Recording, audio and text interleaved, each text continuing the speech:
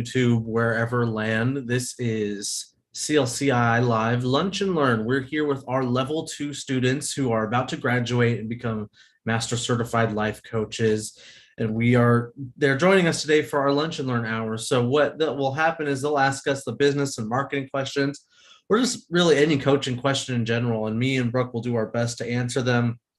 Now, we are not the end all be all of knowledge. So if you guys who are watching in class have your own feedback or experiences or answers, feel free to jump in. Just a quick introduction. My name is Anthony. I'm the project director with Certified Life Coach Institute. I do a lot of the background business stuff, but I also have an expertise in copywriting, copy editing. I've done some marketing work with Brooke as well. Brooke, would you like to introduce yourself? Sure. Hi, everybody. I'm Brooke. I'm the Chief Strategy Officer here. I also have words are hard. Background in entertainment and business business strategy as well as marketing. I have worked with coaches. I had a marketing company that both Anthony and I were part of. In which a large amount of the folks we were helping were coaches, much like yourselves, and building them out, branding and businesses and marketing strategy and things like that. Also am the business and marketing strategist for CLCI, and I would love to assist you in any way I can. And I think that's about it for me. So I guess we can get started with questions. So if you have a question, feel free to raise your hand and we will start off with whoever wants to go first. Oh, did you mention that we're monitoring our chats to the best of our ability as well? Yep, I'll be monitoring the Zoom chat, addressing any questions in there. Brooke, you got the Facebook, YouTube's chats. We've got Andrea who has her hand raised first, so let's get started and jump in. And she's trying her best to unmute herself. Oh, sorry, I was pressing the wrong button because I'm not in my normal office. So I apologize for the ignorance of my question. I am a newbie to marketing. It is not my area of expertise. It is a foreign language that I am desperately trying to learn. I launched my business, my trauma healing coaching business a year ago, and immediately got a business to business contract. And I have like 3 business to business, which is great. I also have business to client leads, and I do have lots of like singular client personnel. I am trying to increase my business to business leads as well as my leads with clients. I'm finding that my social media posts, I'm not doing paid advertisements at this point. They are the ones that are bringing my most traction. I guess my question is, and kind of what I'm looking for is like, I know there isn't this recipe guarantees leads to your business. It's going to depend on what does my landing site look like? What does my website communicate? And then I'm making tweaks as I go along. I feel like that's going well. I want to know what your advice would be to a new business that has a good amount of clients coming in, but like, how do I continue that lead generation and not dry up? I mean, there's a lot that I didn't tell you, but I don't know. What should I do? Help. I have a lot of questions in this space. Well, first and foremost, where is this concern coming from that you will dry up? Because I don't understand it. I think that's a great question. Okay. I don't understand how it works. And so I'm like, well, maybe I'm doing it wrong and this will end because people will not want to see my posts anymore, even though I'm doing okay. I'm doing good. There's lots of good buzz going on about what I'm doing. So that's actually very helpful. Like, it doesn't have to dry up. That's just a fallacy that I'm believing. So yeah. There you go. I mean, because from my perspective, with everything you shared, it very much sounded like you even if you don't understand the exact reasons why or haven't qualified it, have had success and are having success. Yeah. So I would say continue doing what you're doing. Okay. And I mean, is there a way for you to identify what is working and what isn't working? So I'm trying to, so I'm using like the Meta Business I forget what it's called, thing on Facebook and Instagram to kind of track the engagement and when to post. And then in my intake forms, when people become my clients, I do ask, like, where did you hear about me? So that is good data collection for me, because then I can increase that. I guess, like, is there a recommended course to take for like marketing for dummies, or I don't know, like, just so it helps me to feel confident to understand the why, though I'm navigating in the unknown, I'm doing okay. I want to thrive in Tammy this. Moore in the comments made a suggestion. There's a great 10-week digital marketing course available through ASU that is hands-on, very Okay. useful. I'm at the end of the course right now. So there's one suggestion. As well, I have a Perfect. question about your B2B people you're working with. How did they hear about you? Was it through social? No, personal connections. So it's actually business to nonprofit. And because I had personal connections and they felt that what I had to offer added value to their nonprofits, that's how I got that. I would love to continue to expand that. I'm just being pulled in a lot of directions right now of like, which one do I focus on? So yeah, that's one of the things I would notice too, is probably this is the cautionary tale to some degree, that why we suggest micro niching, because what you'll find is the moment you're doing 2 things or 3 things, you feel very divided. And it starts to be kind of more confusing for you as a business owner because you're in multiple places. Completely possible to do, but my first recommendation is usually, typically, and I'm not telling you to stop doing what you're doing, because if you can handle it, continue. Is to start in one place, build that, get it strong, get it in a place that it's sort of self-sustaining, and then move on to the next project, right? So that way you're not really dividing yourself up too much. But that being said, it sounds like you're having success. One thing that stood out to me just now that you're bringing up is that you're collecting data, and you're bigger, one step further than that, you're paying attention to data. And that's huge. That is, I mean, I would say no matter what platform you're using, whether it be Google, whether they all offer insights, they all offer data, they all offer analytics, all of these things. The thing is, a lot of us, they are there, but we're not paying attention to them. And so that's so very critical to just keep your thumb. That's how you keep the thumb on the pulse of what is working. As a marketer, we test things out and intend to fail. Like, we test things out, and that's why there's A/B testing. That's why we put one thing out and go, this isn't working, let's get rid of it. In Google Ads, yes, exactly. In Google Ads, we have an 80-20 rule. And so with that, we keep 80, we get rid of 20 continuously. The stuff, the 20% that's not working, we get it out, and we switch that out. And that's where we put that 20% becomes our test zone. And in that test zone, we can experiment, see what is working, what isn't, and how do we know that? We pay attention to analytics, we pay attention to data, we pay attention to ROI. So it sounds like you're doing the right thing. And it sounds like if just as long as you've got your thumb on that pulse and you're staying aware and having that awareness, you'll be perfectly fine, I would guess. I mean, that for me is how I have built my success, is through just literally data and analyzing data and knowing the data and keeping that in the forefront and seeing what works and what doesn't and flexing into new spaces.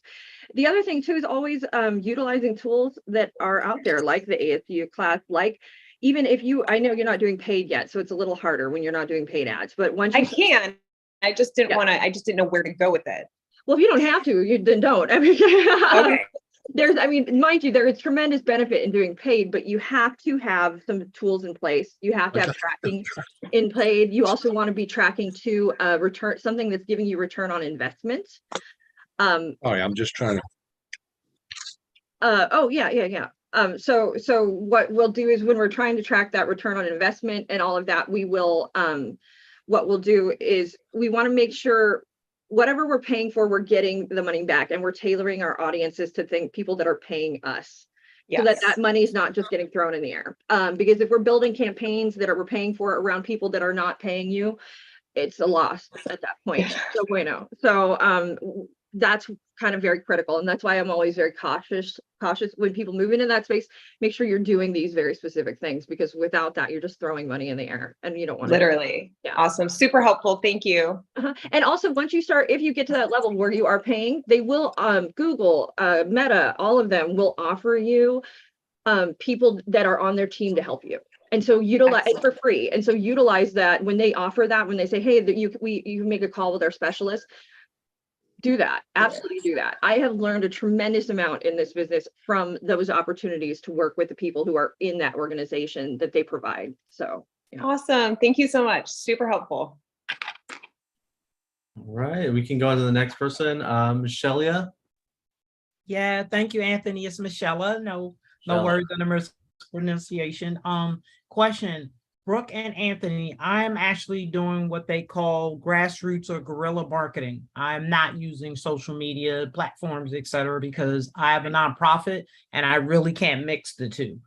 People get confused, like, which business is it? Because I have two. My LLC is, and I've already got my first paying clients by actually folks from my network. I come from the education, nonprofit, entrepreneur, startup arenas. And so I offer complimentary sessions to those folks I knew as I'm going through the ICF ATC process. So I need the hours anyway. And then out of that, my first client, who actually paid me through Cash App, became my first client because she's one of the folks I knew from a previous employer. So my question to both of you is, with that, I spend a lot of money on, I just got postcards. I just changed my cards. I am going to be doing, there's a company called Red Plane where they make these really creative designs that are marketing about your business, but around things like Christmas or whatever. Hey, Merry Christmas. We want to thank you for being a customer of ours, et cetera, et cetera. But I'd love to hear more from you of some innovative ideas in the guerrilla marketing space. Thank you. I could take that and run with it because my brain just gets very creative very fast. Again, though, I just want, I would like to point something out that we've heard from both people who have spoken thus far.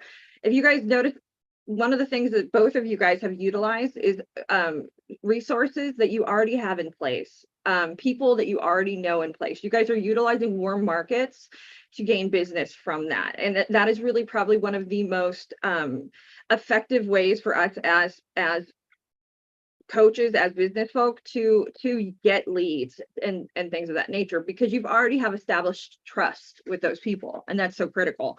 I love the idea of you. I think it's funny because we talk so much about digital, but the truth of in my experience, that one-on-one, that in person, that it is very irreplaceable in many ways. And so putting a card in somebody's hand, putting where you're seeing it, and there's less competition. Let's just be honest, right? There's when you're marketing locally and to lists, mailing lists and things that you already have your foot in the door with those people. So that's huge. That's awesome. So I love the idea of coming up with creative Christmas stuff. And then, so if we're talking more guerrilla, so not online, public, in person, of course, I would always suggest getting out there and joining groups that you can join, meetups, Chamber of Commerce, networking with people who are your client or know your client and can refer your client to you. But getting that in-person relationship with people, going to charity events, going to, we have a family friend who he owns Wahoo's Fish Tacos, and you can find him at like every charity event in Southern California, like all the time. It was funny when he's married now, but he used to go to them because he's like, it's a good place to meet a nice woman. Is that a charity event? But he still goes to them continuously. And the amount of networking that man is capable of doing is crazy. And so much of it is in person. Also, if what you're doing is in that space of nonprofit and things like that, you can always also reach out to local radio stations, they are looking for people to be on them, and guest spots. One of the tools we utilize too, and this is a little more online, is Quoted. And what's very cool about that is you can get in there and it will tell you when people are looking for sources, like yourself, and getting into those, even contacting local newspapers, we have, where I live, there's a few of them, and I do have points of contact at them for things like that. So I think that obviously what you're doing is very cool, but there is always room for growth. But that in person is awesome. Brooke, can I tail on to that? Everything you're saying, I'm doing locally. So I just joined my Lions Club and spoke in front of them. Chamber of Commerce is going to have me at the board meeting. Contacted my local newspaper. They're going to feature me, all that. I belong to a bunch of groups, too many. But I also want to go international, and I'm wondering thoughts on that. Well, Anthony, I see you've unmuted yourself. Yeah, I'm thinking. So it's you still want to incorporate the guerrilla marketing into the going international? Not necessarily. I'm open because I don't know that I can do that. I mean, I almost had sort of an in as I had been asked about a month ago to go to the Middle East. It's on my bucket list to go over to another country and actually work there. So I had an actual job offer on the table to go to the Middle East. And I was like, yeah, this is where the international end is going to happen, because I'm going to be, rubbing elbows with the folks. It didn't match with my value. So I turned down that position. So now I'm kind of back to, I still want to leave that door open to international coaching. And I don't know that it's going to be guerrilla marketing unless I can build sort of a network of folks who are international in those places, and I don't have that yet. That's exactly. I mean, that's where my brain immediately went. I think we talked about that last Lunch and Learn too. There was a woman who was coming from either South Africa or France.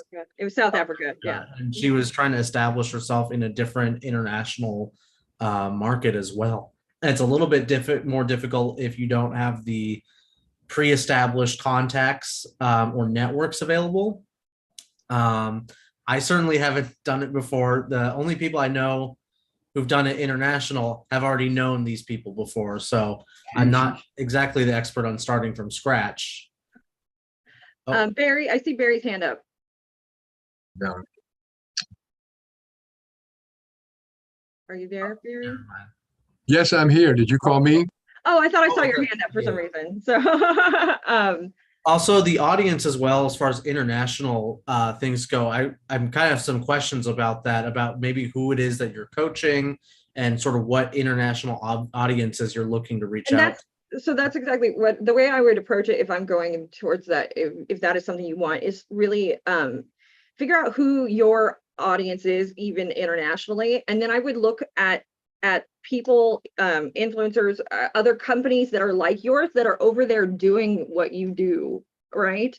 And then I would, if possible, find a way to establish points of contact with them, to reach out to them, to get in their ear, to talk to them. The reality is we're often very scared to reach out to people, but most people want to help and are willing to help other people. So it just takes starting the conversation, and you might have to put yourself out there 100 times and you're only going to get 3 or 4 back, but those 3 or 4 could be priceless. So it's that if you're wanting to take it to that level, it's the akin to pounding the pavement, but doing so in a much larger space and scale. And honestly, it's so much about the connections you're able to create. Really, truly. Going to networking at events, international events, is actually kind of funny. I watched a show called Anarchapulco recently. Brooke, you watch it too. I'm not an anarchist, but I did observe that people going to events and networking and setting up their booths and getting their word out there, it works. It does being around people who speak your message, who are in the networks you want to get into, be at those events and try to meet those people, because that's your gateway into the communities that you want to get into. You can look up data on conferences and things like that, and what you'll find, and it's because of that nature of what happens to us when we're standing in front of another human being, we're much more inclined to buy than when we're in front of our computer screen. So when you're at a conference or something and you're actually physically in front of somebody, the odds of making a sale go up so much more exponentially. And you can actually, they have every conference out there, and a lot of times people may not ask for this, but you absolutely absolutely can. Anytime we have been invited to anything, my first response is always send me back what your analytics, send me your analytics on your returns on investment, your analytics on what other people are there, on what kind of customer and clientele you have present at this, and then we'll make our decision about whether or not we're going to be present.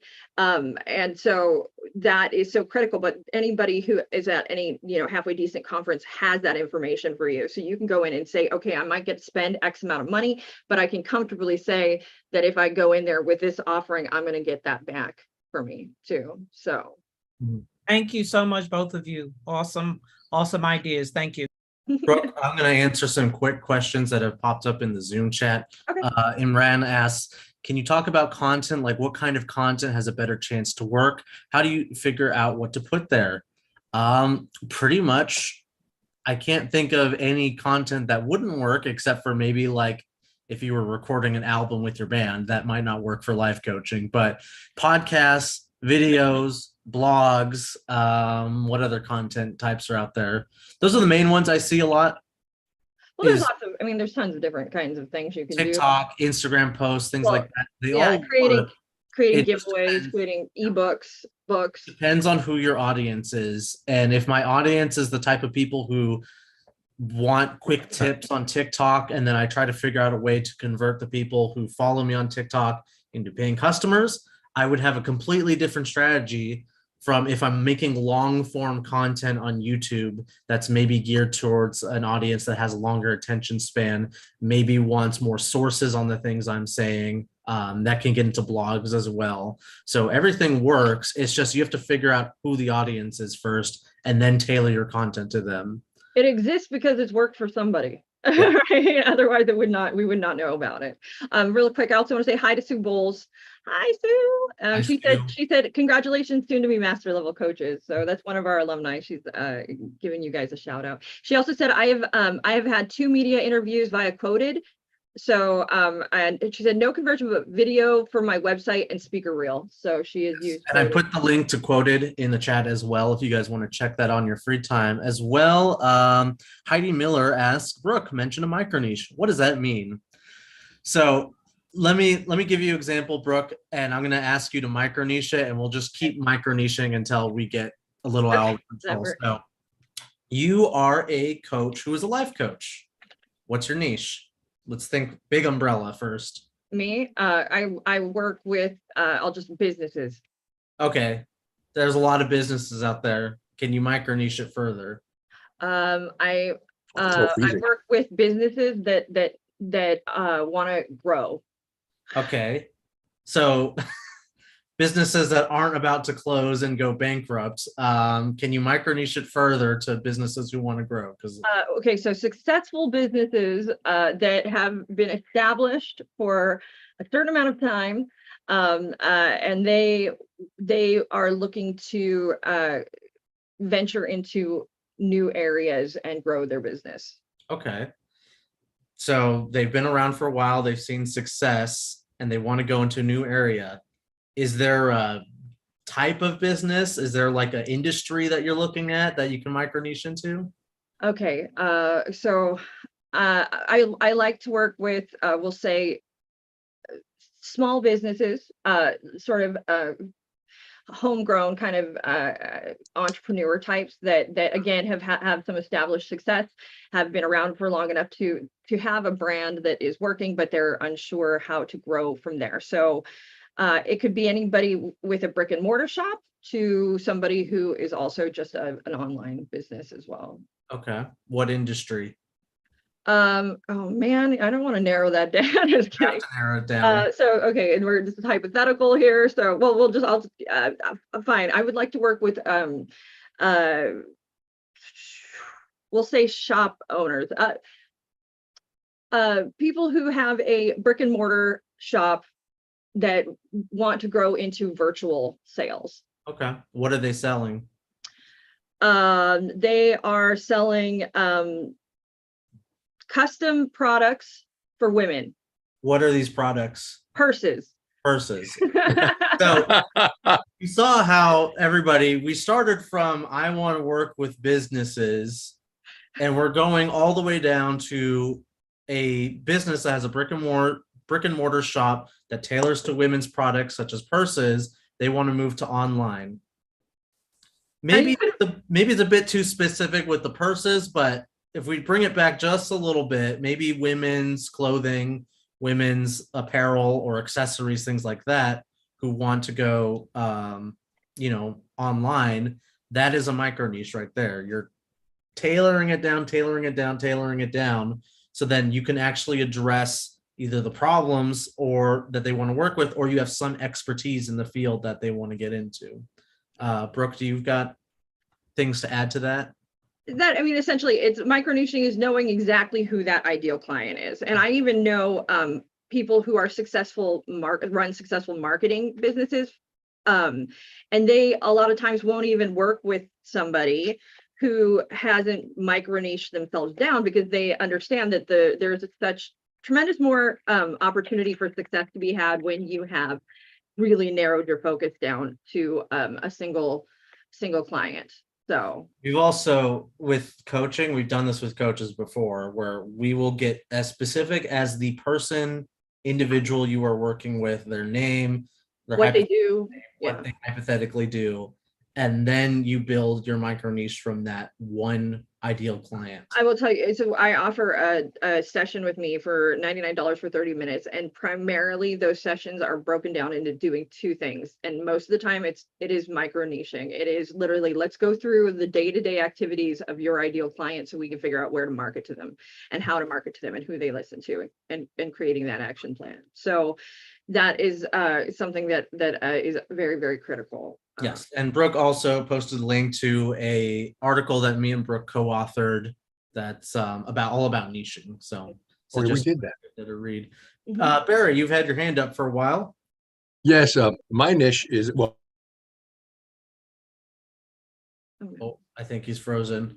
I nice heard to meet both of you. But mine is Confidence for Life Coach. And I emailed this to Brooke. I have a number of movie and commercial reels, and they're very high quality because they're nationals. And I'd like to put them on my website and the digital platforms, because I think it carries a little bit more sway to it than just flat pictures and the script underneath it. And because they are different reels and different movies and people in different situations in real life, it carries across the message of Confidence for Life Coach. And I just wondered, I really need some help on that. How does one go about doing that? Putting those on your website. Yes. Getting I'm sorry, Okay, getting a go ahead. website in the first place. Oh, well, there's a number of ways to do that, a whole bunch of different ways. The beautiful thing now is companies like Wix, hosting platforms like Wix, have made it, and also I will say Squarespace also does fairly well. I'm going to steer people away from GoDaddy. I'm going to just outright steer people away. Please, if you can, don't build your site on GoDaddy.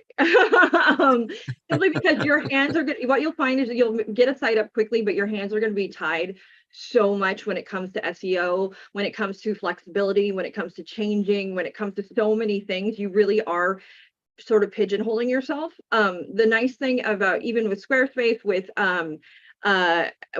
Wix, is while you're using a templated program, so they have templates that you can use, and then you can just literally, it is UI, you can get it up really quick, and then you can just plug in what you need to plug in, add in videos, add whatever you need, flex out, of course, change out the writing, make sure it's tailored to you, but it's there, and it's so easy. It's silly, it's painful how easy it is.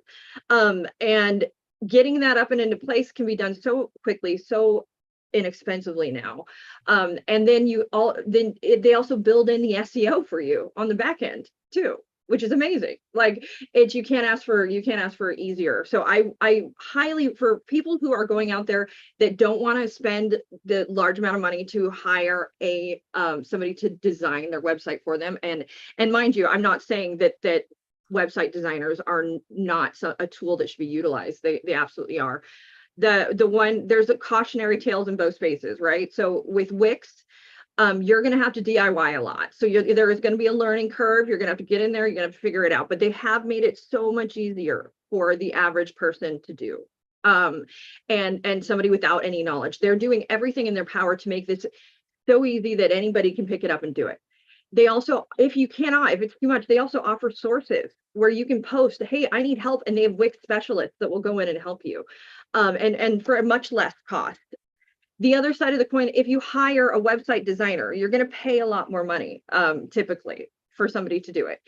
The only thing I'm always cautious of with website designers, this is coming from a website designer, is make sure that whoever is doing this, they're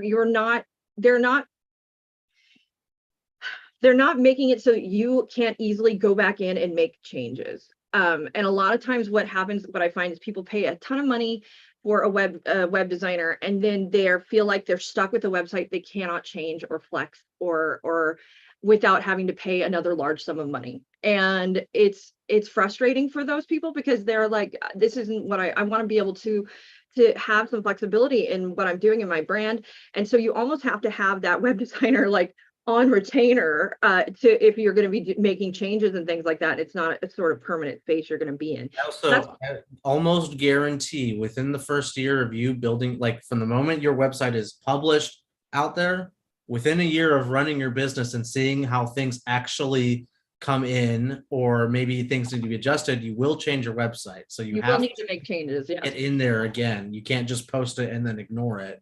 And you shouldn't, because if we're talking SEO and things like that, and that's ultimately what a tool you'll utilize when you have a website, you have to be posting and making some changes on your website and keeping it current. So that is important.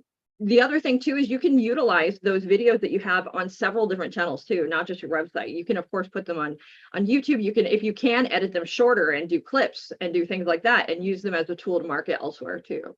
Every platform out there has a way for you to use video, except for maybe Twitter, but I even think Twitter does too. Oh, thank you so much. I'm on YouTube. Some of my friends call me and they make fun of me when they see some of the old commercials that I've made. But thank you so very much. Thank you. You've really helped.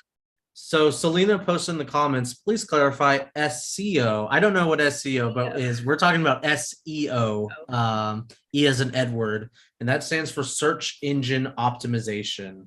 So when you type in anything in Google, Google's going to take what you input and try to figure out what is best for you and what is the most reliable source for you.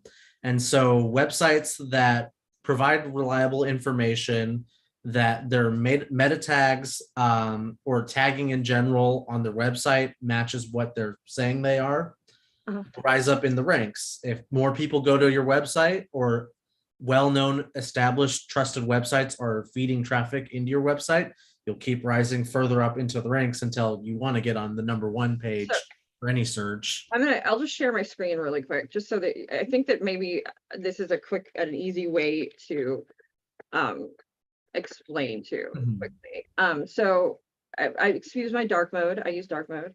Can you see my screen? So you can see it over here, right? So yeah. What you'll find quickly is I just searched life coach. Various things are going to come up. These first spots here that say ad are people who are utilizing Google Ads, paying for ads. The reality is most people don't even scroll past this point. If they are, very, very rarely do people scroll past the first page. So now you're going to see these are organic people who are utilizing SEO and utilizing it to the best. We have Oprah, we have Tony Robbins, Very Well Mind. All of these companies have essentially established themselves as large, successful businesses in the eyes of Google, and they're coming in on the first page with regards to search results. So this would be first spot, second spot, third spot, fourth spot, fifth spot, and on from there. First page is where we want to land ideally. So the reason you're seeing the bigger companies here is because these bigger companies have established themselves in a large umbrella, and they likely are also networking with other large companies that allow them to become more and more in Google's eyes a resource, essentially. And there's lots of little elements. It's a science, essentially, getting yourself up in various spots. Here's the benefit, though, just to show you, of local advertisement. When we look at the big scale international whole internet, we're getting huge names like Oprah, Tony Robbins, Very Well Mind, Indeed. But if I look right here, I am now getting local advertisements, and this is organic. These people are local. So these folks have taken the time to set up their Google My Business, their Google site for their business. And now they're coming up first, second, and third locally. And I didn't have to pay for that. I don't have to be Tony Robbins. I don't have to be Oprah. All I have to do is set up my Google account and that I am in a place in the world. And now I'm coming up right here on this first page, and I'm doing so pretty easily. So something to bear in mind for you guys as you're building out your businesses and doing things like this. And that's what we're talking about when we talk about SEO. It is exactly this: somebody searching something and how you end up being on that first page. Make sense? And as well, every website, Squarespace, Wix, WordPress, blah, blah, blah, blah, they'll have their own setting tabs for SEO. And for every web page you have on your website, there'll be an SEO settings thing that'll ask you all these questions to fill out with either keywords or tagging photos or videos or things like that. And GoDaddy does not have that, which is why I say don't do it. That's GoDaddy for me. So the thing is too, those keywords that you choose are very important. You notice I just searched life coach. If you're much more specific with your keywords, there's a good chance that those big names, Oprah and Tony Robbins, aren't utilizing those keywords. So you're going to come up possibly even better. Can you say more about creating a Google website? So I know that Google has recently been well, it's selling not domains.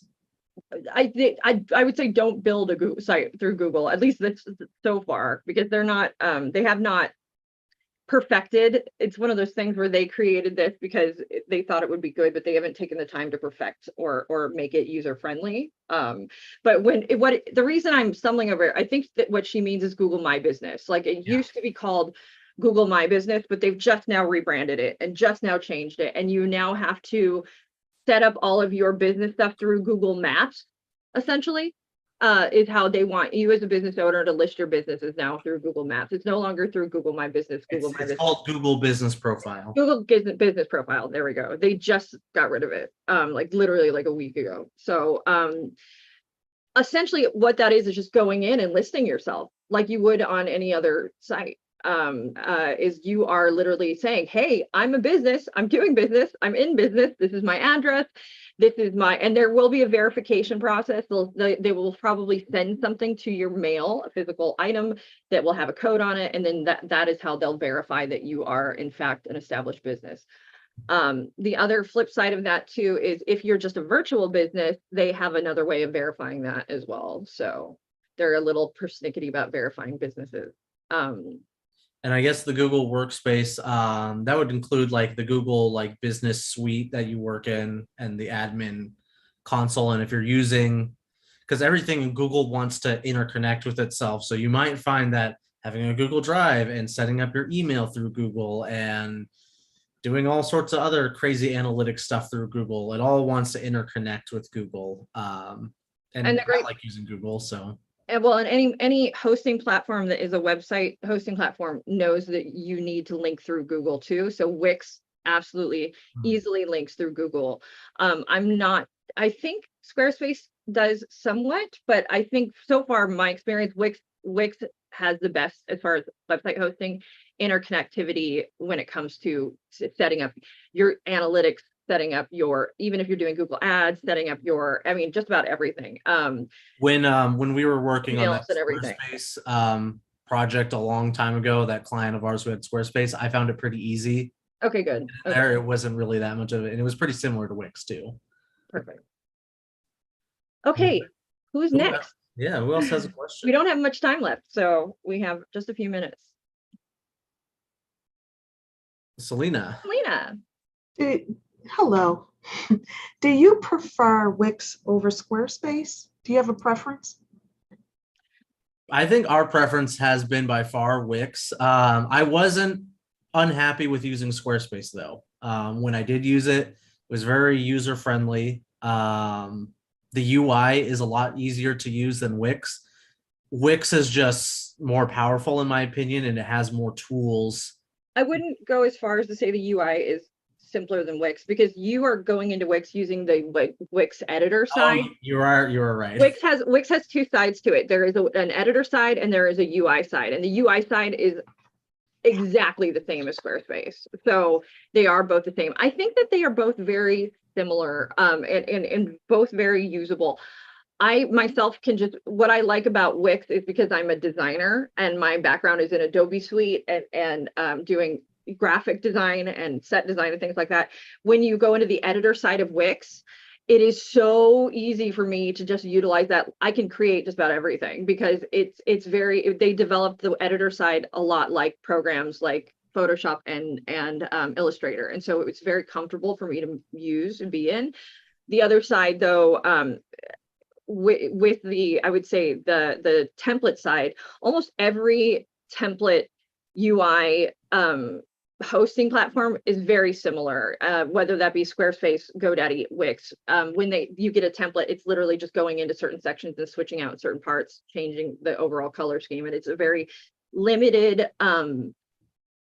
but effective way to create a website. And when I say limited, that's not a bad thing always. Sometimes limited is what you want to not be overwhelmed and to make changes easily and make sure that they're universal across your site. So you guys don't have a preference? My preference is Wix. My preference is Wix. My preference is Wix. So Okay. I've actually, one of the things I've done, and I just have not finished it because of life and work, is I have literally that, and we'll be getting them out one day, it will be about 25 different templates for coaches that I have built exclusively on Wix. And the reason I've done that is because, but we also have Sky High that has done, they have it's with Squarespace templates for coaches as well that we've partnered with them that are already pre-made. You just got to go in and buy the template and boom, boom, boom, get it up.